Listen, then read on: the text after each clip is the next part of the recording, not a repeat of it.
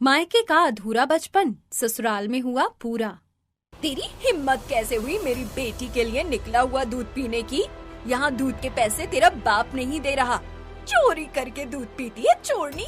तेरे जैसे चोर की मेरे घर में कोई जगह नहीं है। इतना कहकर शीला आराधना को एक थप्पड़ मार देती है। थप्पड़ की आवाज इतनी ज्यादा थी कि उसे सुनते ही शीतल तुरंत किचन में आती है। ये क्या? आपने आराधना को इतना तेज थप्पड़ क्यों मारा? आराधना मेरी गुड़िया, तू ठीक तो है? इतना कहकर शीतल आराधना को तुरंत गले से लगा लेती है। अपने ये मगरमच्छ के आंसू निकालना बंद कर। पता भी है तेरी बेटी ने क्या किया है? हाँ, तेरी बेटी ने हमारी बच्चियों के लिए रखा हुआ दूध चुरा कर पी लिया। लेकिन इसमें थप्पड़ मारने की क्या जरूरत थी? और फिर ये बचपन में रोज दूध पीकर ही सोती थी और आज उसकी तबीयत भी खराब थी, इसीलिए उसने पी लिया होगा। बचपन में पीकर सोती थी तो हम क्या करें? अभी पैसे कौन देगा इसके दूध के? खाना खाकर इसका पेट नहीं भरता क्या? अरे छोड़ो ना, क्यों समझा रही हो इसे? निकाल फेंको ऐसे को घर के बाहर। इतना कहकर शीला और मीनाक्षी शीतल और आराधना का हाथ पकड़कर घसीटते हुए घर के बाहर निकाल देती हैं। ऐसा मत कीजिए हमारे साथ। मैं इस छोटी सी नाजुक सी बच्ची को लेकर कहाँ जाऊंगी? चाची, ऐसा मत कीजिए, हमें बहुत ठंड लग रही है, हम कहाँ जाएंगे? जहाँ भी जाना है वहाँ जाओ, लेकिन तुम जैसे लोगों के लिए हमारे घर में कोई जगह नहीं है। निकलो यहाँ से। इतना कहकर शीला शीतल और आराधना के मुंह पर दरवाजा बंद कर देती है। माँ, चाची ने हमें क्यों निकाल दिया? अब हम लोग कहाँ जाएंगे? मुझे बहुत ठंड लग रही है। तुझे अपनी माँ पर विश्वास है ना? हम कुछ न कुछ जरूर करेंगे और तू चिंता मत कर, हमें रात भर बाहर नहीं रहना पड़ेगा। शीतल सोचने लगती है कि आखिरकार अपनी नाजुक सी बेटी को लेकर आधी रात में कहाँ जाए। एक काम करती हूँ, भैया भाभी के पास ही चली जाती हूँ। कम से कम भैया भाभी कुछ मदद तो करेंगे, फिर चाहे जितने भी ताने मारे। ये सोचकर शीतल अपनी नन्ही सी बच्ची के साथ अपने मायके पहुँचती है। शीतल, विद्या, तू इतनी रात में आराधना के साथ? क्या हुआ? तू रो क्यों रही है? फिर शीतल सारी बातें अपनी माँ को बता देती है। वैसे माँ, भैया भाभी कहाँ हैं? वो तो मुझे कब का छोड़कर विदेश चले गए हैं।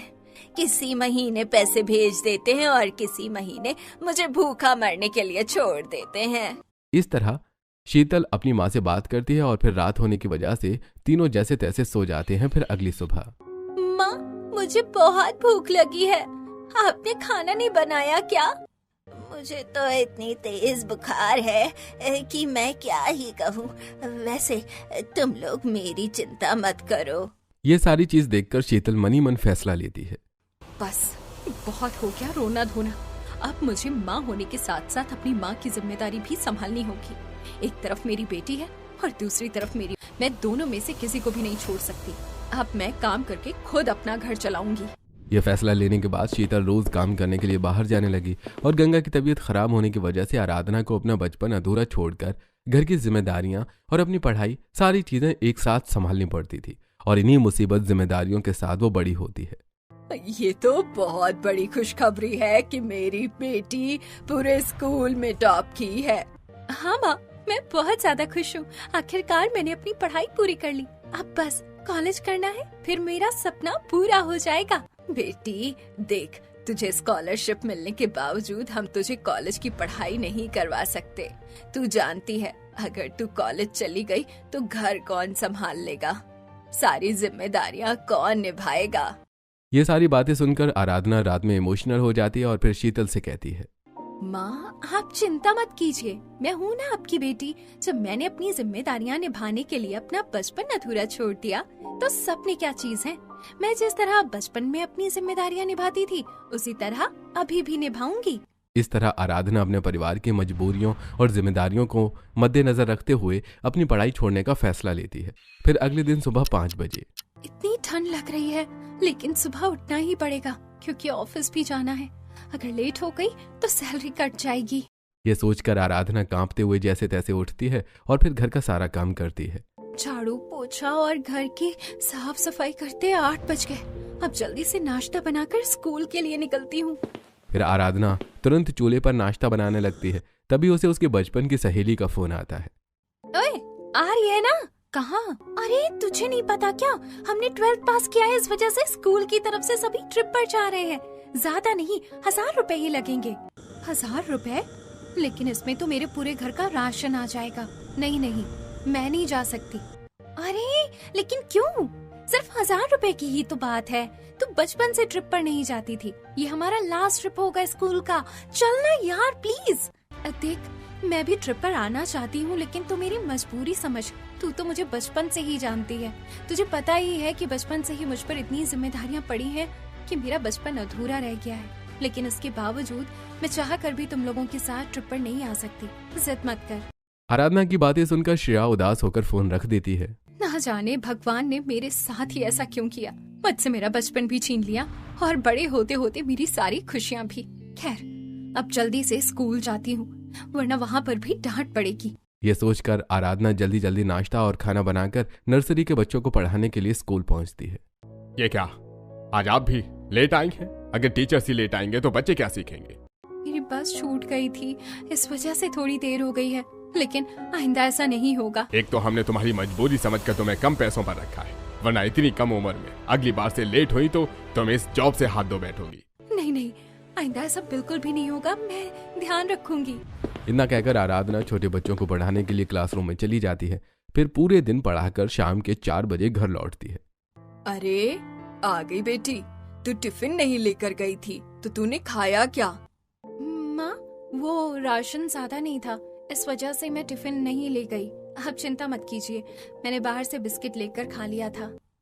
मेरी प्यारी गुड़िया को किसी की नजर ना लगे। बेचारी बचपन से ही अपने बचपन को भूलकर घर की जिम्मेदारियां संभाल रही है। अरे नानी, आप इतना क्यों सोचती हैं? आप और माँ तो मेरी ताकत है, और जब आप दोनों हैं तो मुझे मेरी फिक्र करने की क्या जरूरत है। इस तरह से आपस में सभी थोड़ी बातें करते हैं और फिर शाम होते ही आराधना घर के बाहर टेबल लगाकर ऊन से बने कपड़े बेचने लगती है। उसे देखकर रोज की तरह जो औरतें आग सेक रही होती हैं वो आपस में बातें करने लगती हैं। बेचारी कितनी समझदार और जिम्मेदार है, अपनी जिम्मेदारियां कितनी अच्छी तरह निभाती है। अभी घूमने फिरने की उम्र में भी 2-2 जगह काम करती है। अरे बेचारी तो बचपन से ही इतनी मेहनत करती है, मायके में तो इसका बचपन अधूरा ही रह गया।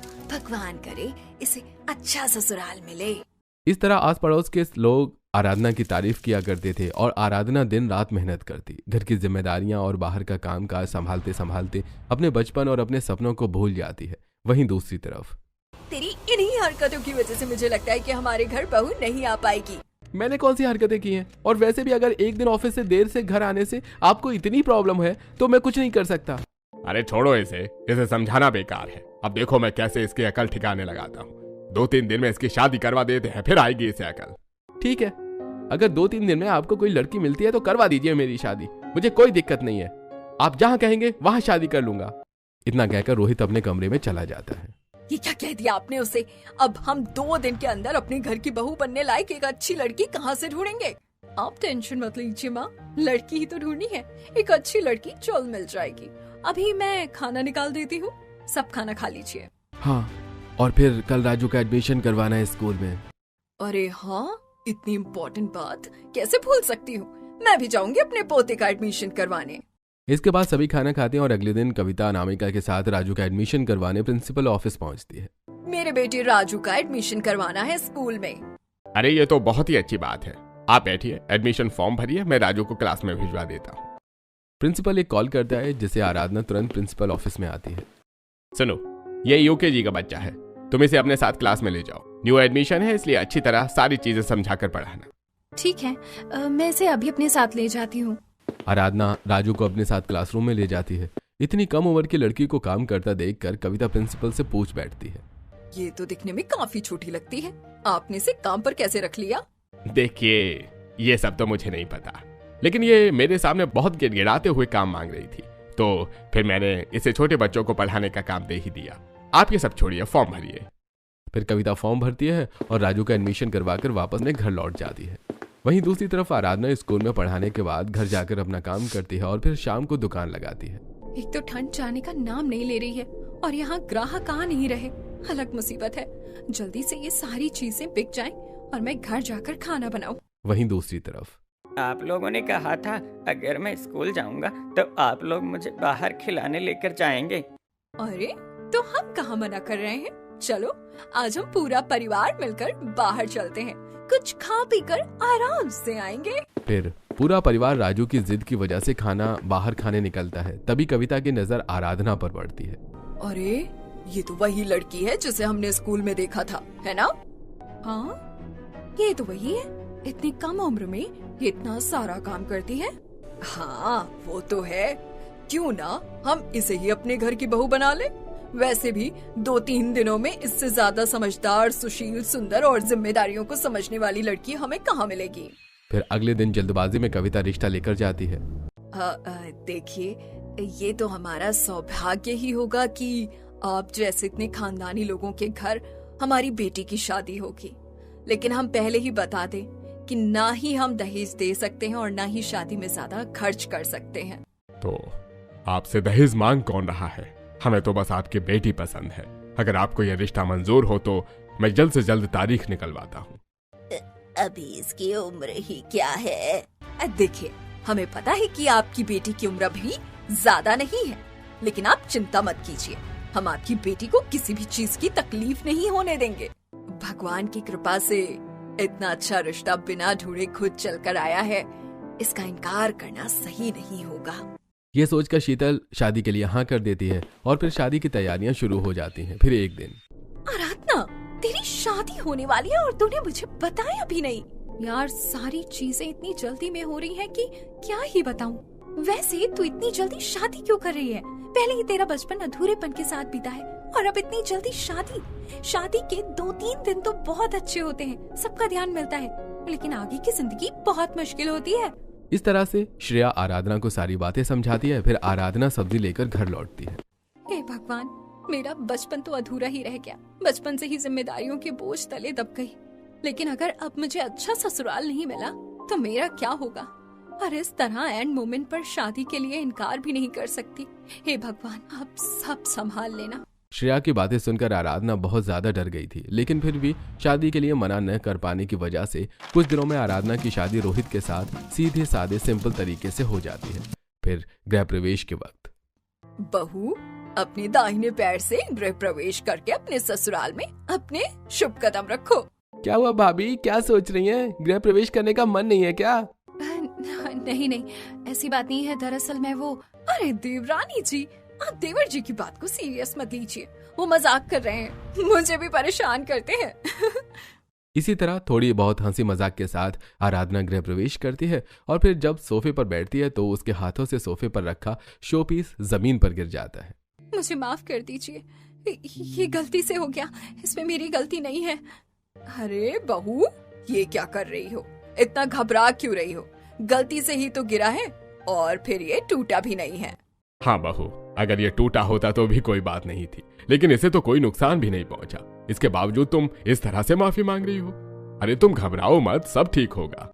इतना कहकर हरिश्चंद्र वो शोपीस उठाकर फिर से टेबल पर रख देता है और आराधना रोहित के साथ कमरे में जाकर सो जाती है। फिर अगली सुबह पहली रसोई की रस्म में, आज तो मेरी पहली रसोई है, मुझे सारा काम अच्छी तरह से करना पड़ेगा और तरह तरह के पकवान भी बनाने होंगे, वरना जिस तरह चाची ने मुझे मारा था उसी तरह मेरी सास भी मुझे मारेगी, क्योंकि जब मेरी चाची ही मेरी अपनी नहीं थी तो फिर सास कैसे होगी। ये सोचकर आराधना तरह तरह के पकवान बहुत संभल कर और डरते हुए बनाती है, फिर सभी को खिलाती है। वाह भाभी, क्या खाना बनाया आपने, इतना ज्यादा स्वादिष्ट। हाँ बहू, खाना तो बहुत अच्छा है, हर एक चीज स्वाद अनुसार डाली गई है, न कम और न ही ज्यादा। इसी तरह बाकी लोग भी आराधना की तारीफ करते हैं और खाना खाकर अपने अपने काम पर चले जाते हैं। मैं भी बिना मतलब का ही डर रही थी, इतनी अच्छी तरह से मेरी पहली रसोई हो गई। अब मैं साफ सफाई करके बर्तन धोकर खुद भी खाना खा लेती हूँ। ये सोचकर आराधना किचन में बर्तन धोने जाती है। वो कांच के बर्तन धो ही रही थी कि तभी उसके हाथों से एक प्लेट छूटकर गिर जाती है और वो टूट जाती है। हे भगवान, ये क्या हो गया? कांच की प्लेट टूट गई। अब तो माँ जी मुझे छोड़ेंगी नहीं, जल्दी से साफ कर देती हूँ। ये सोचकर आराधना तुरंत डरते हुए कांच के टूटे हुए टुकड़ों को अपने हाथों से साफ करने लगती है, जिससे उसके हाथों से खून निकलने लगता है। और तभी किचन में उसकी सास और नंद आती हैं। भाभी, आप ये क्या कर रही हैं? आपके हाथों से खून निकल रहा है और आप यहाँ कांच उठा रही हैं। मुझे डांटिए मत, गलती से ये मेरे हाथ से टूटकर गिर गई। और अरे बस करो, पहले तो सोफे पर बैठो। फिर कीर्ति और कविता आराधना को सोफे पर बिठाती हैं और कीर्ति आराधना की बैंडेज करती है।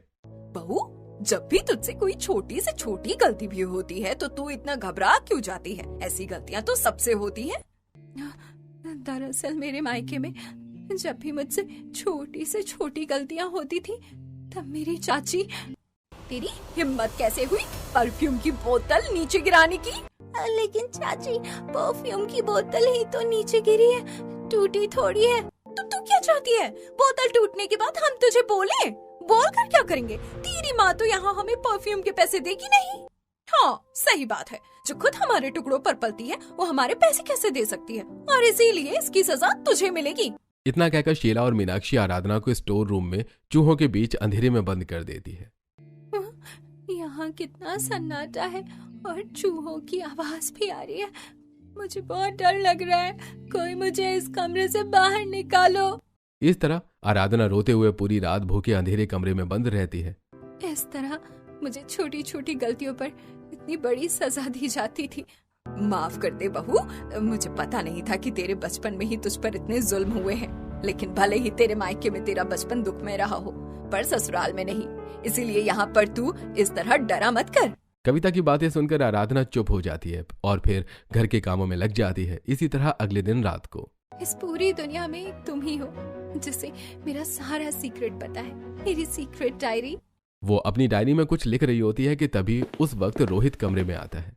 क्या हुआ मैडम, क्या छुपाया जा रहा है मुझसे? और इस डायरी में क्या लिख रही हो? नहीं कुछ नहीं। और ये डायरी, इसे तो आप देखिएगा भी मत। अपनी सीक्रेट डायरी छुपाकर आराधना सो जाती है। फिर रात के 2 बजे इतनी ज्यादा प्यास लग रही है, चलो पानी पी लेता हूँ। जब आराधना सो रही है तो क्यों ना मैं इसकी सीक्रेट डायरी पढ़ लूं। लड़कियों की सीक्रेट डायरी में तो बहुत सारी बातें लिखी रहती हैं। यह सोचकर रोहित आधी रात को चुपके से आराधना की पूरी डायरी पढ़ लेता है। इसकी डायरी पढ़कर तो ऐसा लगता है जैसे बेचारी का इसके मायके में बचपन ही अधूरा रह गया। वैसे मैं इसका बचपन तो नहीं ला सकता, लेकिन इसकी स्विट्जरलैंड जाने की ख्वाहिश जरूर पूरी कर सकता हूँ। यह सोचकर रोहित सो जाता है और फिर अगले ही दिन सभी को बताकर अपनी और आराधना की स्विट्जरलैंड जाने की टिकट बुक करवा देता है। क्या? स्विट्जरलैंड? सच में मैं स्विट्जरलैंड जाऊंगी? हाँ भाभी, वैसे भी आप और भैया शादी के बाद हनीमून पर नहीं गए हैं, तो आप लोग स्विट्जरलैंड चले जाइए। स्विट्जरलैंड का नाम सुनते ही आराधना बहुत ज्यादा खुश हो जाती है और इसी खुशी के साथ वो अपनी पैकिंग करने लगती है। भाभी, ये क्या? आप कितने बोरिंग कपड़े रख रही हैं। स्विट्जरलैंड में कोई ऐसे कपड़े पहनता है? इतना कहकर कीर्ति अपने नई जीन्स टॉप आराधना को दे देती है। भाभी ये लीजिए, आप ये जीन्स टॉप पहनिएगा स्विट्जरलैंड में। लेकिन शादी के बाद जीन्स टॉप? अरे बहू, तू ज्यादा मत सोच। जब कीर्ति जीन्स टॉप पहन सकती है तो तू क्यों नहीं? दरअसल मैं जब अपने मायके में बचपन में भी जीन्स पहनती थी तब मेरी चाची। तेरी हिम्मत कैसे हुई जीन्स टॉप पहनने की? तुझे पता भी है ये जीन्स टॉप कितने महंगे मिलते हैं? लेकिन चाची, जीन्स टॉप तो आयुषी दीदी भी पहनती है, तो आप मुझे क्यों मना कर रही हैं? अच्छा, तो अब तुम मुझे बताएगी कि मुझे क्या करना चाहिए और क्या नहीं। चल निकल यहाँ से। इतना कहकर शीला आराधना को वहाँ से भगा देती है। पता नहीं मेरा बचपन मुझसे क्यों छीन लिया गया है। बचपन में तो सब ऐसे कपड़े पहनते हैं, लेकिन सिर्फ मैं क्यों नहीं? अच्छा, तो तू इस वजह से जीन्स टॉप का नाम सुनकर हैरान हो गई थी। लेकिन अब तू फिक्र मत कर, ये तेरा ससुराल है और यहाँ तुझे जो पहनना है वो पहन सकती है। ये सुनकर आराधना बहुत ज्यादा खुश हो जाती है और फिर अपनी पैकिंग करके रोहित के साथ स्विट्जरलैंड चली जाती है। सुनो, हम स्विट्जरलैंड तो आ गए हैं, लेकिन तुम जल्दी से तैयार हो जाओ, फिर हम इंटरलेकन और ल्यूजर्न जैसी जगहों पर घूमने चलेंगे। ये सुनकर आराधना तुरंत जीन्स टॉप पहनकर तैयार होती है और रोहित के साथ घूमने जाती है। सच में मैं बहुत ज्यादा खुश हूँ। मेरी सारी फ्रेंड्स स्विट्जरलैंड घूम चुकी थी। एक मैं ही थी जिसे बचपन से सपना था कि वो भी कभी स्विट्जरलैंड देखे, और आज ये सपना पूरा हो गया। बस यहाँ ठंड थोड़ी ज्यादा है। हाँ, वो तो है। अरे ठंड तो बहुत लग रही है। वैसे मुझे पता था कि तुम्हारा ये बचपन से सपना था। 1 मिनट, तुम्हें कैसे पता? हाँ, मैं तो मजाक कर रहा था। मेरी CID वाइफ, ज्यादा मत सोचो, चलो यहाँ से रेस्टोरेंट चलते हैं। फिर रोहित और आराधना स्विट्जरलैंड के फेमस रेस्टोरेंट में जाते हैं और डिनर करते हैं। इसी तरह 2-3 दिन अलग अलग जगहों पर घूमने के बाद दोनों घर वापस आते हैं और इसी तरह फिर एक दिन। अच्छा दीदी, तो आप 12th में पास हो गई, अब तो आपको कॉलेज में नाम लिखवाना पड़ेगा। क्या? कॉलेज? नहीं, मुझे आगे की पढ़ाई नहीं करनी, पढ़ाई की कोई वैल्यू नहीं है। ये क्या बोल रही हो कीर्ति? तुम्हें पढ़ाई क्यों नहीं करनी? कीर्ति अपनी बात पर अड़ी हुई थी कि तभी वहाँ आराधना आती है। देखो कीर्ति, तुम ऐसा मत बोलो, पढ़ाई जिंदगी में बहुत जरूरी है और इसकी बहुत अहमियत है। तुम्हारे पास ये अपॉर्चुनिटी है तो इसका फायदा उठाओ। भाभी, अगर आपको पढ़ाई इतनी पसंद थी तो आपने ग्रेजुएशन क्यों नहीं किया? दरअसल मेरे पापा के मरने के बाद जब भी मैं बचपन में पढ़ने बैठती थी, मेरी चाची मुझे पढ़ने नहीं देती थी। फिर नानी के घर जाने के बाद भी जब पढ़ने की कोशिश करती थी तो कुछ न कुछ काम दे दिया जाता था और 12th के बाद तो इतनी सारी जिम्मेदारियां आ गई। अच्छा तो बहू, अगर तुझे अभी पढ़ने की इजाजत मिले तो क्या तू पढ़ना पसंद करेगी? क्या सच में ऐसा हो सकता है? हाँ देवरानी जी, क्यों नहीं? आखिरकार कीर्ति और आपके बीच कितने ही सालों का फर्क है। जब वो पढ़ सकती है तो आप क्यों नहीं? ये सुनते ही आराधना की खुशी आसमान तक पहुंच जाती है और फिर कीर्ति और आराधना दोनों का एक ही कॉलेज में एक साथ एडमिशन करवा दिया जाता है। फिर एक दिन जब दोनों कॉलेज के लिए निकल रही थी, माँ, मैं कॉलेज जा रही हूँ। अरे रुक रुक, पहले तेरी और बहू की आरती तो कर दूं। इतना कहकर कविता दोनों की आरती करती है और फिर दोनों कविता के पैर छूकर कॉलेज के लिए निकल जाती हैं। कीर्ति के साथ आराधना को कॉलेज जाता देखकर कुछ पड़ोसन ताने मारना शुरू कर देती हैं। अरे ऐसा भी कोई करता है क्या? बहू और बेटी दोनों को साथ में पढ़ाया जा रहा है, वो भी इतनी ठंड में। अरे पढ़ना तक तो चलो समझ में आता है, लेकिन बहू को देखो कैसे जीन्स टॉप पहनकर कॉलेज भेजा जा रहा है। कविता सभी के तानों को नजरअंदाज करती है और अपनी बहू के सपनों को पूरा करने पर ध्यान देती है। अब इसी तरह कुछ महीने बीत जाते हैं। फिर एक दिन, भाभी, आज मैं बहुत ज्यादा खुश हूँ, हमारे सारे एग्जाम खत्म हो गए और अब हमें पढ़ना भी नहीं है। अरे लेकिन एग्जाम तो बहुत दिन पहले ही खत्म हो गए थे और परसों रिजल्ट आने वाला है। अरे हाँ, मैं तो भूल ही गई थी, कल हमारा रिजल्ट है। पता नहीं क्या होगा। तभी वहाँ राजू अपने फुटबॉल से खेलता हुआ आता है और इधर उधर दौड़ने लगता है। अरे राजू, इस तरह मत दौड़ो, चोट लग जाएगी, और अगर तुम गिरे तो चाचा बहुत मारेंगे तुमको। चाची तो मुझे कुछ भी नहीं बोल रही, मैं तो खेलूंगा। छोटी बहू, तू ही से कुछ बोल, ये हमारी बातें तो सुनता ही नहीं है। तू सुन रही है मेरी बात? कहाँ खो गई तू? कविता और घर के सभी लोग देखते हैं कि आराधना बड़े ध्यान से राजू को खेलते हुए देख रही होती है। बहू, बहू, क्या हुआ? कहाँ खो गई? कविता की आवाज सुनकर आराधना का ध्यान टूटता है। अभी राजू को खेलते वक्त इतने प्यार से क्यों देख रही हो? अभी ये छोटा है, इसी तरह खेलेगा। वैसे सभी के बचपन ऐसे ही तो होते हैं। नहीं कीर्ति, सभी के बचपन ऐसे नहीं होते। कुछ लोगों के बचपन अधूरे भी होते हैं, उन्हें बचपन से ही जिम्मेदारियों के बोझ तले दबा दिया जाता है। तो क्या बहू, तू अपने बचपन में खेल नहीं पाई? खेलने तो दूर की बात है, मेरी चाची मुझे बाहर भी नहीं जाने देती थी। दरअसल जब भी मैं बाहर खेलने जाती थी तब तेरे पैर घर में नहीं टिकते, कहाँ जा रही है बाहर? आयुषी दीदी के साथ खेलने। अच्छा, तो आयुषी खेलेगी तो तू भी खेलेगी। चल मेरे साथ किचन में काम करवा, काम सीख ले, कम से कम तुझे चूल्हा चौका आएगा तो शादी तो हो जाएगी। इतना कहकर शीला और मीनाक्षी आराधना को खेलने के बजाय किचन में काम करवाती हैं। कोई बात नहीं बहू, भले ही मायके में तेरा बचपन अधूरा रह गया हो, लेकिन अब वो तेरे ससुराल में पूरा होगा। आराधना को इसका मतलब समझ में नहीं आता, लेकिन रिजल्ट की चिंता में वो बिना कुछ कहे वहाँ से चली जाती है। फिर अगली सुबह, देवरानी जी, आप इतनी परेशान क्यों हैं? छोड़िए जो भी हो, आपकी परेशानी अब 2 मिनट में खुशियों में बदलने वाली है। वो कैसे? वो तो आपको गार्डन में ही पता चलेगा। चलिए सारा खाना लेकर गार्डन में आ जाइए। आराधना को कुछ समझ में नहीं आता, लेकिन वो अनामिका की बात मान लेती है और सारा खाना गार्डन में ले जाती है। गार्डन आज किसी खेल के मैदान जैसा लग रहा था। खाने पीने के साथ खेलने की भी पूरी व्यवस्था होती है। तभी ससुराल के सभी लोग सूट और कंफर्टेबल ड्रेस पहनकर गार्डन में आते हैं। ये सब क्या हो रहा है? मुझे कुछ समझ में नहीं आ रहा। तेरा बचपन मायके में अधूरा रह गया था, लेकिन वो ससुराल में पूरा होगा।